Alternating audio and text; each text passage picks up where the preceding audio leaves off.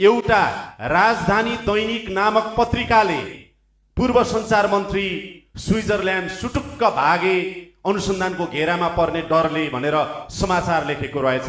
त्यसप्रति मेरो गहिरो खेद र दुःख व्यक्त गर्न चाहन्छु।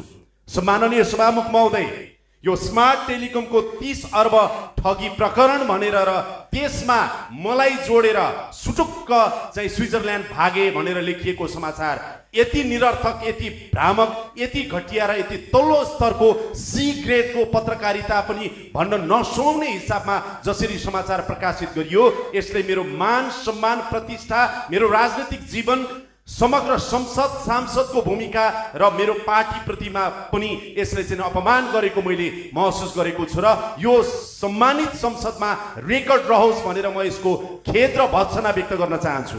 म चुनौती दिन चाहन्छु। स्मार्ट टेलिकम प्रकरणमा मैले सम्माननीय सभामुख महोदय एउटा मिटिङ, एउटा फाइल ल्याउने, एउटा फाइल अगाडि बढाउने, एउटा फाइल पारित गर्ने मन्त्रालयका अथवा सम्बद्ध कुनै पनि निकायसँग मैले एउटा मिटिङ मात्रै पनि गरेको रहेछ भने स्मार्ट टेलिकमको सन्दर्भमा घोटालाको त परै जाओस्, मिटिङ मात्रै गरेको रहेछ भने पनि मेरो सम्पूर्ण राजनीतिक जीवनबाट म सधैँका लागि बिदा लिन तयार हुन्छु।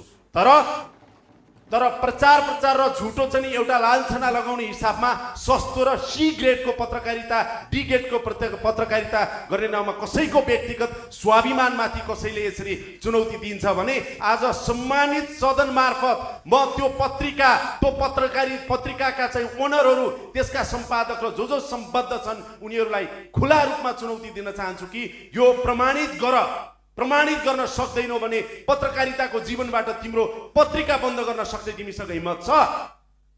यो चुनौती दिन चाहन्छु सभामुख महोदय। होइन भने यसरी राजनीतिक रूपमा एउटा उदाइरहेको व्यक्तिलाई, पार्टीलाई, संस्थालाई, संसदलाई यसरी अपमान गरेर अगाडि बढ्न पाइँदैन। म यो अनुरोध गर्न चाहन्छु र सम्पूर्ण मेरा शुभचिन्तकहरूलाई यो भ्रममा नपर्नको लागि पनि म अनुरोध गर्न चाहन्छु। र अन्त्यमा के भन्न चाहन्छु भनेदेखि यहाँ सञ्चार मन्त्री हुनुहुन्छ भने म सम्माननीय सभामुखज्यू मार्फत आग्रह गर्न चाहन्छु, कृपया प्रेस काउन्सिललाई सशक्त बनाउनुहोस्, अहिले नै सशक्त बनाउनुहोस्। प्रेस काउन्सिललाई त्यो आग्रह गर्न चाहन्छु।